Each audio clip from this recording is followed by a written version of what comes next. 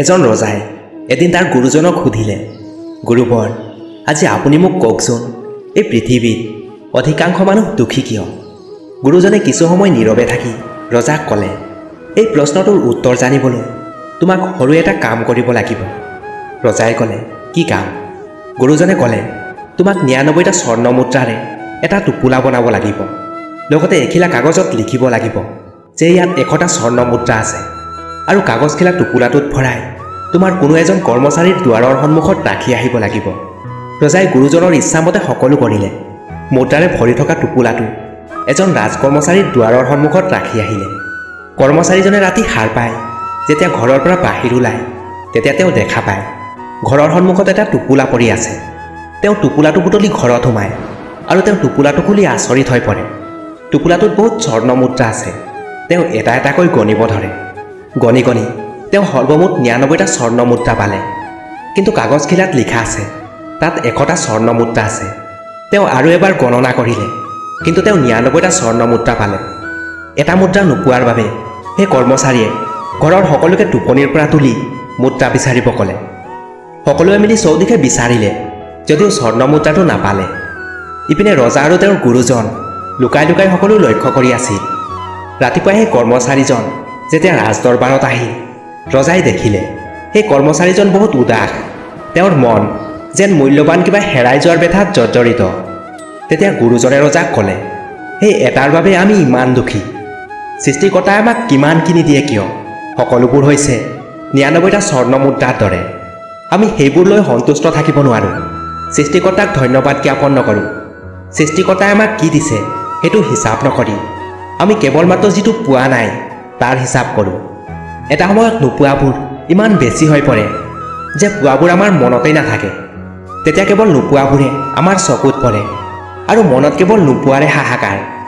সেয়ে আমি যদি সৃষ্টিকৰ্তাই দিয়া অসংখ্য প্ৰাপ্তিৰ কথা মনত ৰাখোঁ, তেনেহ'লে মনত কোনো অশান্তি নাথাকিব। হতাশাই আমাক স্পৰ্শ কৰিবও নোৱাৰিব। তেতিয়া কেৱল মনত হ'ব, সৃষ্টিকৰ্তাই মোক নিবিচৰাকৈ ইমানবিলাক দিছে। বিশ্বাস কৰক, আপুনি বহুত ভালকৈ থাকিব, আপুনি বহুত সুখী থাকিব। পৃথিৱীত দুই ধৰণৰ মানুহ সকলোতকৈ বেছি অৱহেলিত হয়। নাম্বাৰ ১, যিসকলে নীৰৱে ভাল পাই যায়। নাম্বাৰ ২, যিসকলে ভালপোৱা মানুহজনৰ সুখৰ বাবে সকলো কষ্ট মুখ বুজি সহ্য কৰি যায়।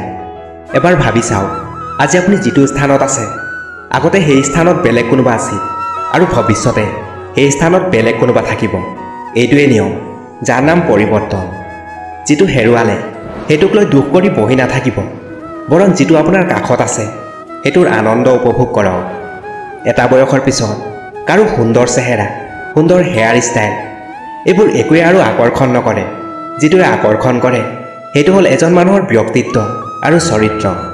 ১৬ৰ পৰা ২৫ৰ মাজৰ সময়খিনি বহুত কঠিন। এই সময়খিনিতে বন্ধুত্বৰ বিচ্ছেদ ঘটে, কাষৰ মানুহবোৰ এৰি থৈ যায়।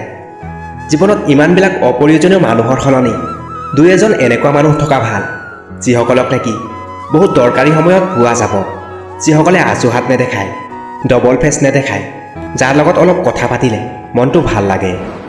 যিজন ল'ৰাই তোমাক সুখী ৰাখিবৰ কাৰণে নিজৰ ইচ্ছাৰ বিসৰ্জন দিয়ে, তোমাক সুখী ৰখাটোকে নিজৰ ইচ্ছা বনাই লয়, তাক তুমি তাতকৈ বেছি কেতিয়াও ভাল পাব নোৱাৰা। তাক সস্তীয়া ভাবি নিজৰ পৰা দূৰ কৰি নিদিবা, কাৰণ সকলো বস্তু বিনিময়ত পোৱা যায়, কিন্তু ভালপোৱাৰ বিনিময়ত ভালপোৱা পোৱা নাযায়। ছোৱালীবোৰে কথাই কথাই খং কৰে, কিন্তু সেই বুলি সিহঁতে সকলোৰে ওপৰত খং নকৰে। সিহঁতে কেৱল সেইজন ব্যক্তিৰ ওপৰত খং কৰে যাক সকলোতকৈ বেছি ভাল পায়। ভালকৈ থাকিব হ'লে মাজে মাজে ইগন'ৰ কৰিব শিকিবলগীয়া হয়। সকলো সময়তে তৰ্ক নকৰি মনে মনে থাকিব জানিব হয়। যিজনে বুজি পায় তেওঁক বুজাব পৰা যায়, কিন্তু যিজনে বুজে কম, চিঞৰে বেছি, তেওঁৰ লগত তৰ্ক কৰি লাভ নাই। এটা কথা সকলো সময়তে মনত ৰাখিবা, সকলোকে সুখী কৰাৰ দায়িত্ব লৈ তুমি পৃথিৱীত অহা নাই। সেয়ে সকলোকে সুখী কৰাৰ চেষ্টা নকৰিবা, নহ'লে নিজেই সুখী থাকিব নোৱাৰিবা।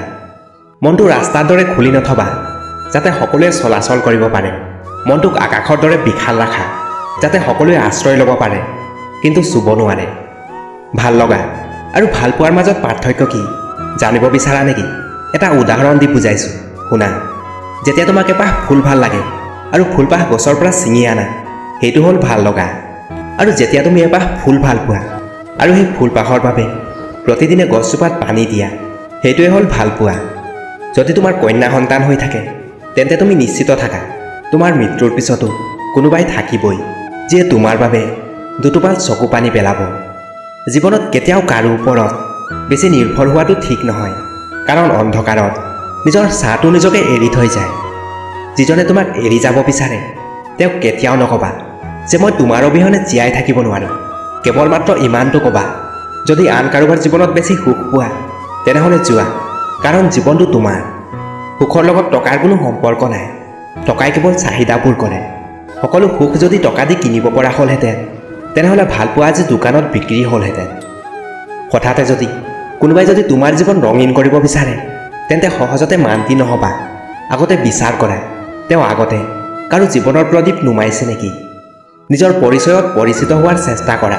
কোনো এজন ডাঙৰ নেতাৰ কাষত থিয় হৈ ফটো তোলা মানে এইটো নহয় যে তুমিও এজন ডাঙৰ নেতা।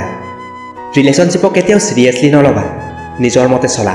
কিবা এটাত বেছি গুৰুত্ব দিলে বেছি কেয়াৰিং হৈ যাবা। নিজৰ গুৰুত্ব বুজাব গ'লে নিজেই কষ্ট পাবা আৰু একো নোপোৱা।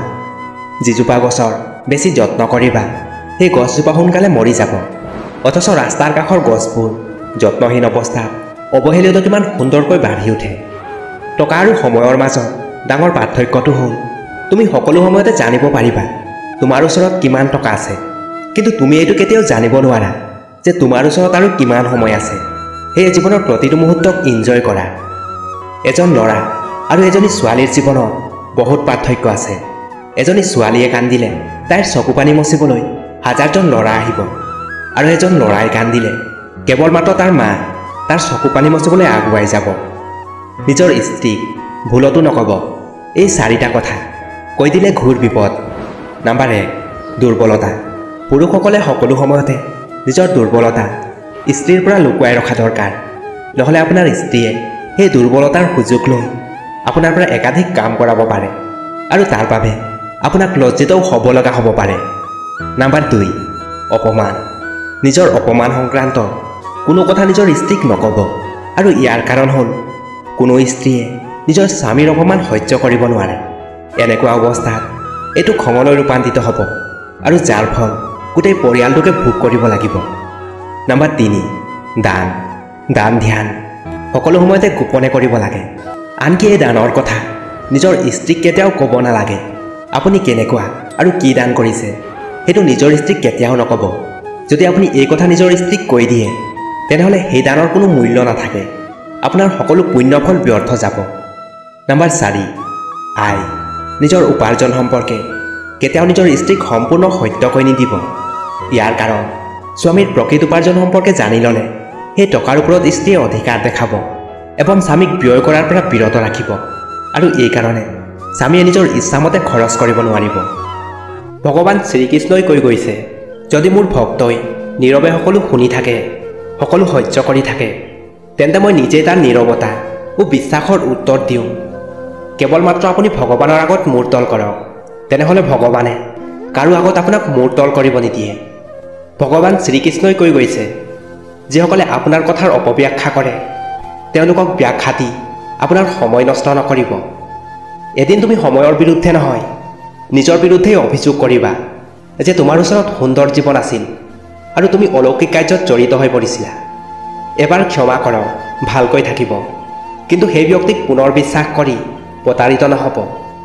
যিসকলে তোমাৰ কষ্ট অনুভৱ কৰে তেওঁলোকেই তোমাৰ নিজৰ মানুহ। নহ'লে তুমি কেনেকুৱা আছা সেইটোতো ৰাস্তাত অহা যোৱা কৰা যিকোনো মানুহেই সুধি ল'ব। কঠোৰ পৰিশ্ৰমৰ ফল এবং সমস্যাৰ সমাধান দেৰিকৈ আহে, কিন্তু আহে নিশ্চয়। আপুনি যদি আনৰ মংগল কামনা কৰে তেতিয়া আপোনাৰ জীৱনতো সেই একেই বস্তুবোৰ ঘূৰি আহে। এইটোৱে প্ৰকৃতিৰ নিয়ম। ভাঙি যোৱা বস্তুবোৰে সকলো সময়তে কষ্ট দিয়ে, যিদৰে ভৰসা, মন আৰু সকলোৰে ওপৰত বিশ্বাস। ইচ্ছা পূৰণ নহ'লে খং বাঢ়ে আৰু ইচ্ছা পূৰ হ'লে লোভ। সেয়ে জীৱনৰ প্ৰতিটো পৰিস্থিতিতে ধৈৰ্য ৰখা উচিত। সকলোৱে সহায় বিচাৰি আহে, কিন্তু যেতিয়া আপোনাৰ সহায়ৰ প্ৰয়োজন হয় তেতিয়া আপোনাৰ সহায় কৰাৰ কোনো নাথাকে। ভগৱান শ্ৰীকৃষ্ণই কৈ গৈছে, ভাল কাম কৰা আৰু পাহৰি যোৱা, সময় হ'লে তাৰ ফল নিশ্চয় পাবা। বেলেগ বহুত ধাৰ থাকে, কিন্তু সেইটোলৈ গছ কাটিব পৰা নাযায়। দা বহুত চোকা হয়, কিন্তু সেইটোলৈ চুলি কাটিব পৰা নাযায়। তেনেদৰে প্ৰতিজন ব্যক্তি তেওঁৰ সামৰ্থ্য অনুযায়ী শ্ৰেষ্ঠ। সেয়ে নিজকে আন কাৰো লগত তুলনা নকৰিব। সমস্যাবোৰ হৈছে কপাহ ভৰোৱা গাৰুৰ দৰে, দেখাত বহুত গধুৰ যেন লাগিলেও তুলি ল'লে বহুত লঘু লাগে। পৰমাত্মাই যেতিয়া আপোনাৰ ওপৰত কৃপা কৰে তেতিয়া তেওঁ সেইটোৱে কৰে যিটো আপোনাৰ বাবে ভাল হয়, আৰু সেই সমস্ত মানুহক আপোনাৰ পৰা দূৰ কৰি দিয়ে যিসকল আপোনাৰ যোগ্য নহয়। আপোনাৰ সমস্যাৰ কথা কেতিয়াও কাৰো লগত শ্বেয়াৰ নকৰিব, কাৰণ 80% মানুহৰ আপোনাৰ সমস্যাৰ পৰা কোনো মতলব নাই, আৰু বাকী 20% মানুহ সুখী হ'ব কাৰণ আপুনি সমস্যাত পৰিছে। ভগৱান শ্ৰীকৃষ্ণই কৈ গৈছে, কোনোবাই যদি আপোনাৰ মূল্য বুজি নাপায় তেন্তে হতাশ নহ'ব, কাৰণ এজন জাবৰ পেলোৱা মানুহ কেতিয়াও হীৰা চিনিব নোৱাৰে। নীৰৱতা আৰু হাঁহি দুয়োটাই বহুত শক্তিশালী অস্ত্ৰ। নীৰৱতা হৈছে বহুত সমস্যা সমাধানৰ উপায়, আৰু হাঁহি হৈছে বহুত সমস্যা এৰি যোৱাৰ উপায়।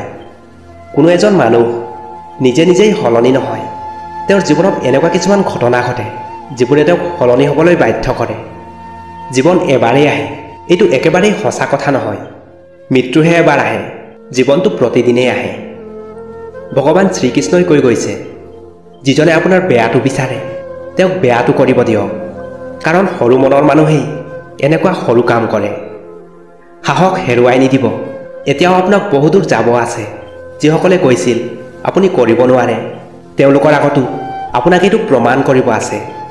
ভগৱান শ্ৰীকৃষ্ণই কৈ গৈছে, তুমি যাক সমৰ্থন নকৰা তেওঁৰ বিৰোধিতা কৰাটো প্ৰকাশ কৰা, তেতিয়াহে সকলোৱে তোমাক বিৰোধী ক'ব, বিশ্বাসঘাত নহয়। কোনো এটা সম্পৰ্ক নিজৰ ইচ্ছামতে তৈয়াৰ কৰা নাযায়, কাৰণ আপোনাৰ কেতিয়া, ক'ত, কাৰ লগত কি সম্পৰ্ক তৈয়াৰ হ'ব সেইটো ঈশ্বৰে ঠিক কৰে। মন বেয়া হ'লেই বেয়া কথা কৈ দিয়াটো উচিত নহয়, কাৰণ মন পিছত ভাল হৈ যাব, কিন্তু এবাৰ কৈ দিয়া বেয়া কথা কেতিয়াও ভাল হ'ব নোৱাৰে। আনক দুখ দিয়াটো এটা ঋণৰ দৰে, যিটো নিশ্চয় আপুনি আন কাৰোবাৰ পৰা পাবই। সেই ব্যক্তিজনৰ শক্তিৰ লগত কোনেও যুদ্ধ কৰিব নোৱাৰে যাৰ সহ্য শক্তি আছে। যুদ্ধ কৰাৰ ক্ষমতা সকলোৰে আছে, কিন্তু কোনোবাই জয়ী হোৱাটো পচন্দ কৰে আৰু কোনোবাই সম্পৰ্ক পচন্দ কৰে। সকলোৰে জ্ঞান বুদ্ধি আছে, কিন্তু সেইটো চতুৰতাৰে নে সততাৰে ব্যৱহাৰ কৰিব সেইটো নিৰ্ভৰ কৰে সংস্কাৰৰ ওপৰত। ত্যাগৰ অবিহনে জীৱনত একো অৰ্জন কৰা নাযায়। এটি উশাহ ল'বৰ বাবে প্ৰথমে নিশাহক এৰিব হয়। যিসকলে আপোনাৰ অনুভূতিক সন্মান নকৰে তেওঁলোকক বিদায় জনোৱাটো কোনো ভুল কাম নহয়। যত্ন সহকাৰে ৰখা বস্তু আৰু মনোযোগ সহকাৰে শুনা কথা জীৱনত যিকোনো সময়ত কামত আহিব পাৰে। কেৱল নিজেই পৰিত্যাগ কৰিব, বাকীটো ভগৱান শ্ৰীকৃষ্ণই চাই ল'ব।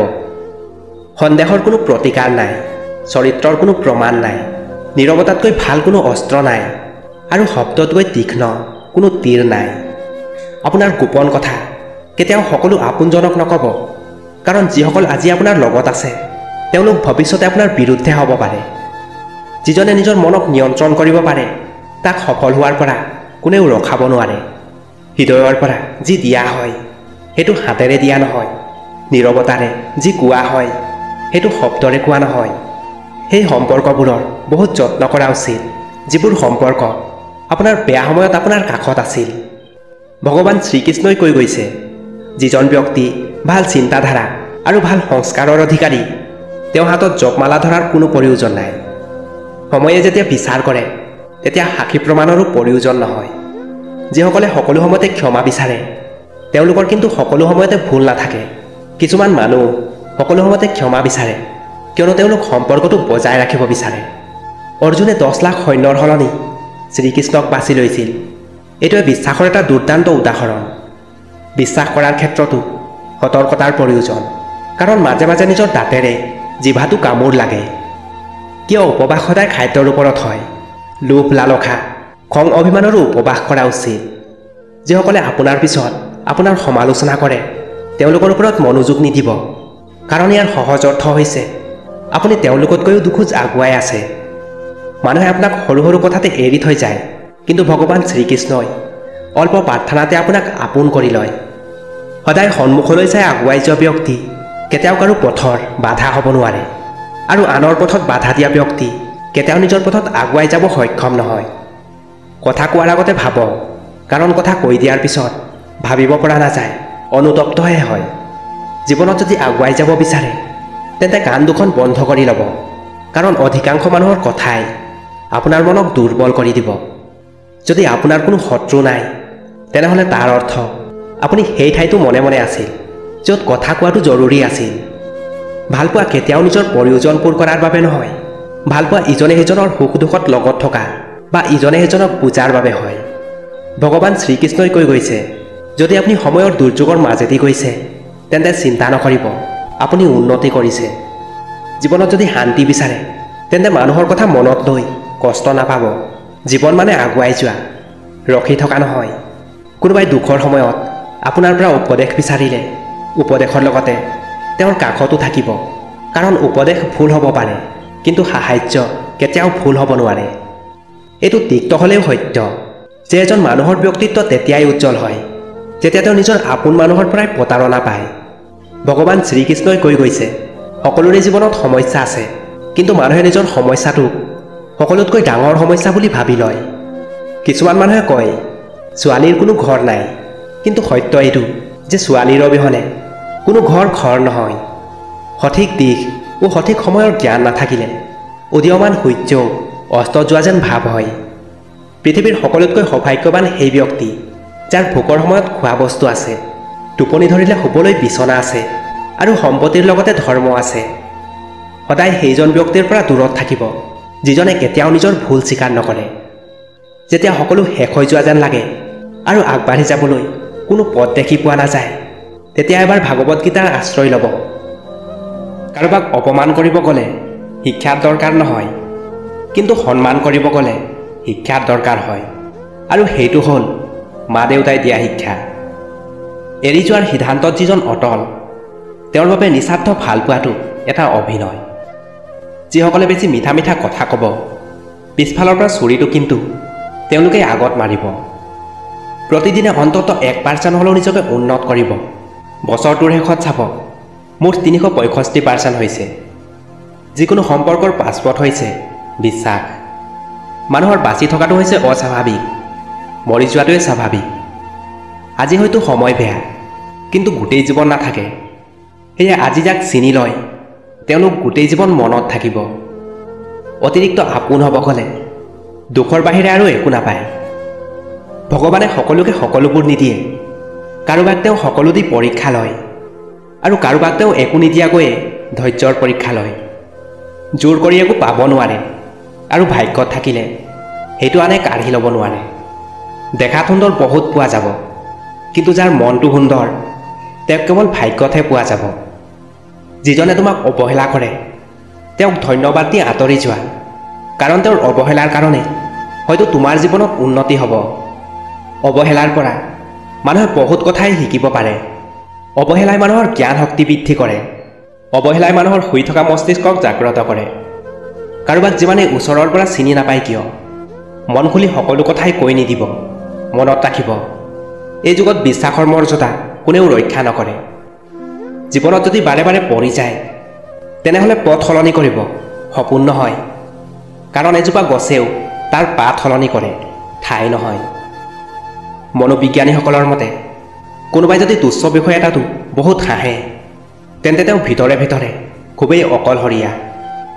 কোনোবাই যদি অতিৰিক্ত শুই থাকে, তেন্তে তেওঁ সুখী নহয়।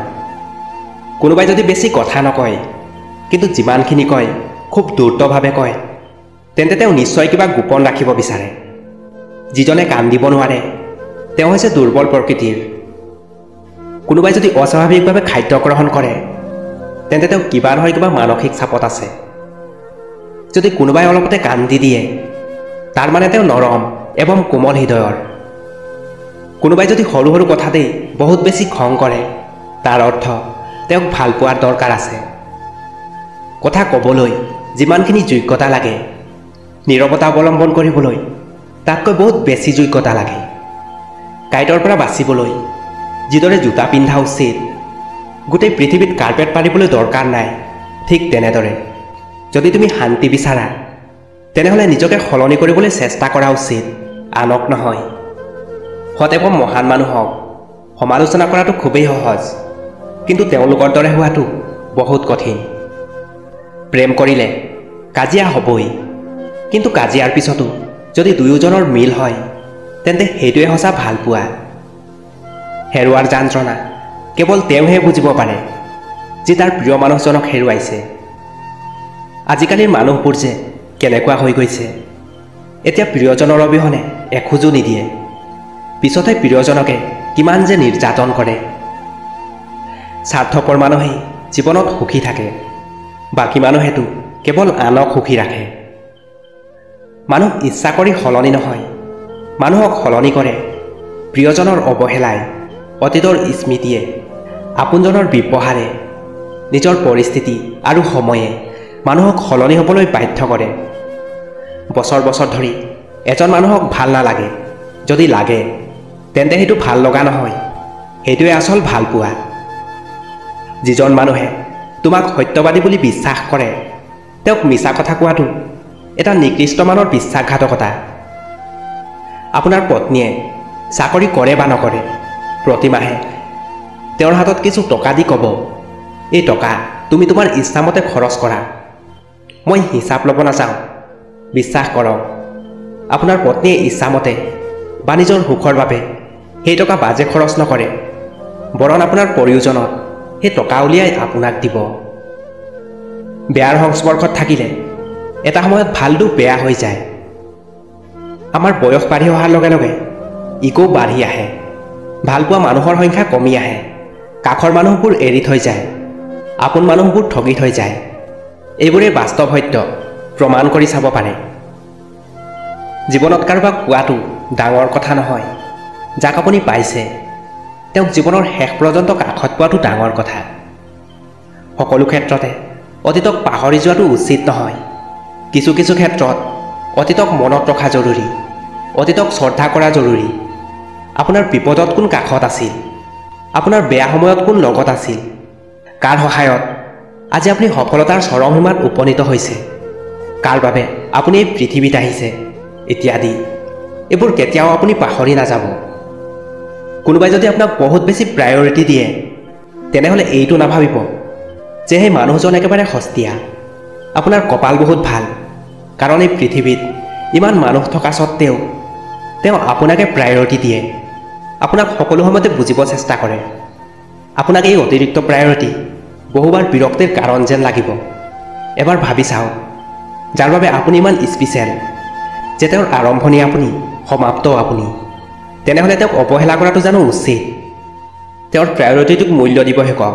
সৌখেটো বন্ধুত্ব, ভালপোৱা বা বেষ্ট ফ্ৰেণ্ডৰ সম্পৰ্ক। কষ্ট পায়ো যিসকলে প্ৰতিবাদ নকৰে, মনে মনে থাকে, তেওঁলোকক দুৰ্বল ভবাৰ কোনো প্ৰয়োজন নাই।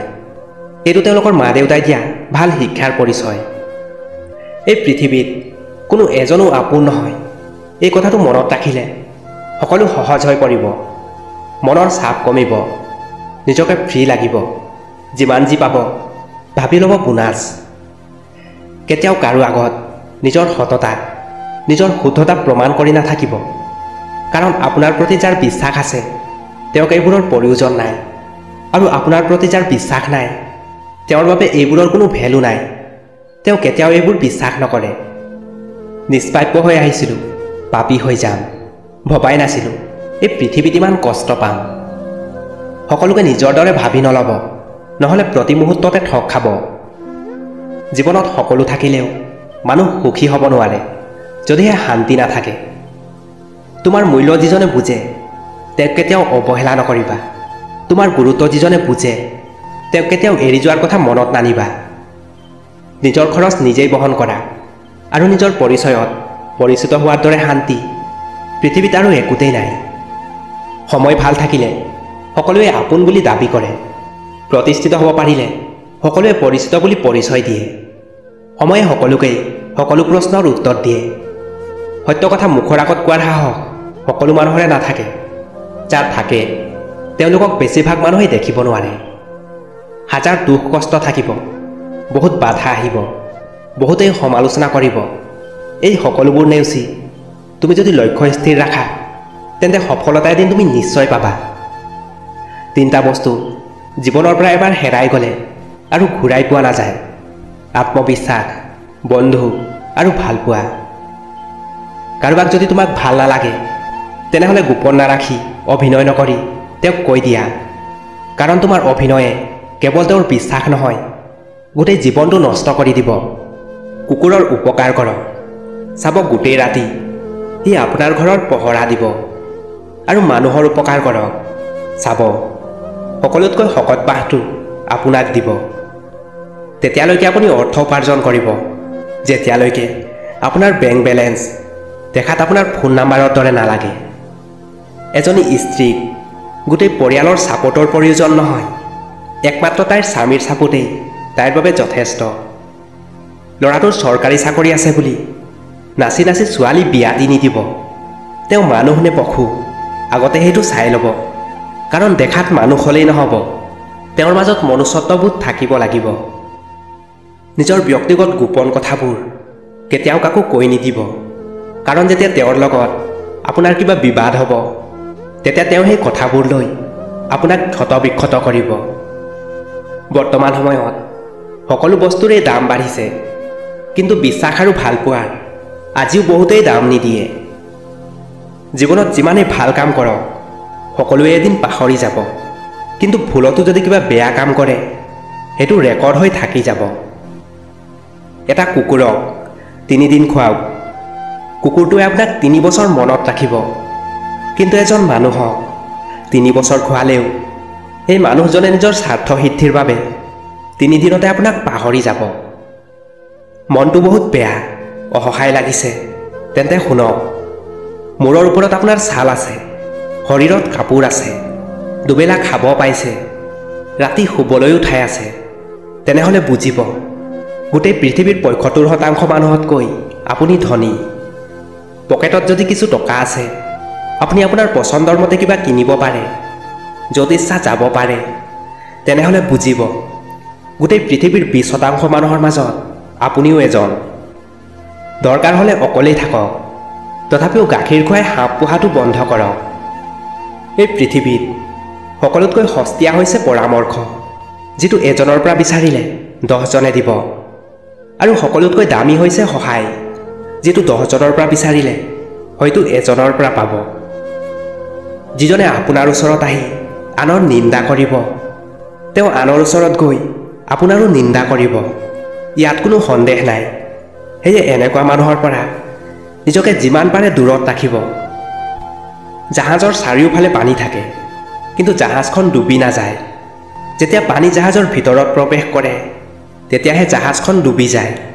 ঠিক সেইদৰে মানুহৰ চাৰিওফালৰ বেয়া মানুহবোৰে যিমানেই সমালোচনা কৰক একো ক্ষতি নহয়, কিন্তু যেতিয়া আপুনি বেয়া মানুহক আপোনাৰ জীৱনৰ অংশ কৰি ল'ব তেতিয়া তেওঁলোকে আপোনাক লাহে লাহে ধ্বংস কৰি দিব।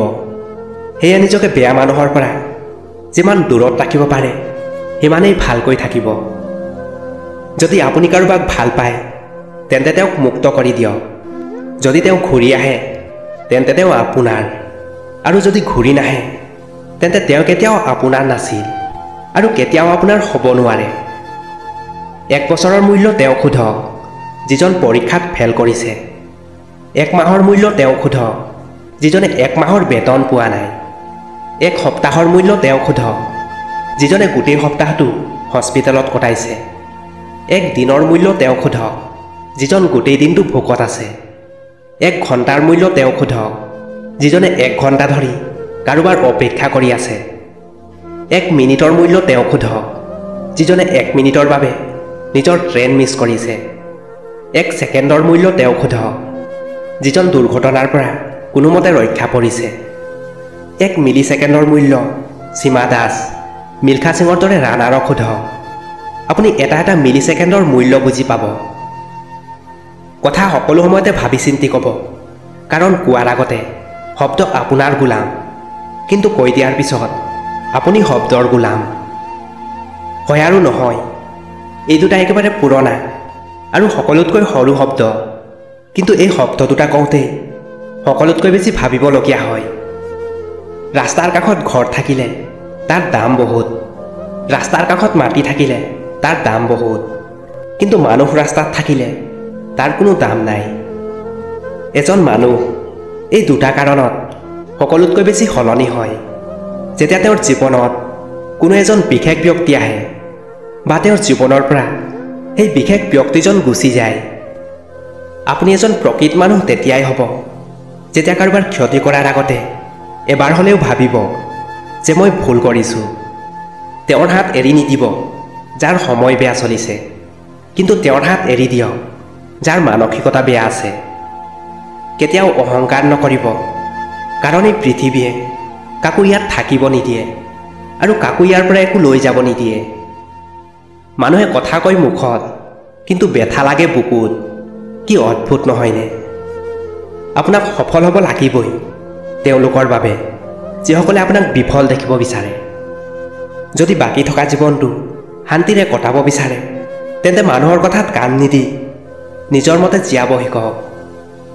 জ্ঞান দিয়া মানুহবোৰে এইটো কয় যে মৰিলে টকা লগত নাযায়, কিন্তু তেওঁলোকে এইটো নকয় যে টকা নাথাকিলে এই পৃথিৱীত টিকি থকা বা বাচি থকা নাযায়। মন বেয়া হ'লেও কাৰো বাবে নিজৰ চকু পানী নেপেলাব, কাৰণ যাৰ বাবে আপুনি আপোনাৰ চকু পানী পেলাব সেই মানুহজন হয়তো আপোনাৰ কথা আনৰ আগতকৈ হাঁহিব। যিজনে হাঁহিব নোৱাৰে তেওঁৰ বাবে নাকান্দিব। যিজনে এবাৰ গুচি গৈছে তেওঁক আৰু দ্বিতীয়বাৰ কাষত আহিব নিদিব। আৰু যিজনে মিছা কয় তেওঁক কেতিয়াও বিশ্বাস নকৰিব। জীৱনত যিয়েই নহওক কিয় কাকো অতিৰিক্ত মূল্য দিব নাযাব, নহ'লে এটা সময়ত নিজকে আৰু বিচাৰি নাপাব। মানুহে প্ৰয়োজনৰ তুলনাত বেছি পালে সেইটো হজম কৰিব নোৱাৰে। কষ্টক সকলো সময়তে লুকুৱাই ৰাখিব, কাৰণ যাক আপুনি বন্ধু ভাবি কৈ দিব তেওঁ আপোনাক দুৰ্বল ভাবি ঠগি থৈ যাব। জীৱন হ'ল এখন কিতাপ যাৰ হাজাৰ হাজাৰ পৃষ্ঠা আপুনি এতিয়াও পঢ়া নাই। প্ৰকৃততে জীৱনৰ ৰাস্তাটো ইমানো সহজ নহয় যিমান সহজ বুলি ভবা হয়। আগুৱাই গ'লে বহুবাৰ ওচৰত খাই ঘূৰি আহিবলগীয়া হয়। নিজৰ শূন্য পকেট লৈ যিজন সন্তুষ্ট হয় তেওঁ হয় সুখী, আৰু আনৰ পূৰ্ণ পকেট দেখি যিজন অফচোচ কৰে তেওঁ হয় দুখী। যদি ধনী হ'ব বিচাৰে নিজৰ মাজত এই 7টা পৰিৱৰ্তন আনক। নাম্বাৰ 1, নিজৰ জীৱনৰ নিৰ্দিষ্ট এটা গ'ল ছেট কৰক। নাম্বাৰ 2, আপোনাৰ টকা পইচা সঠিকভাৱে মেনেজ কৰিব শিকক।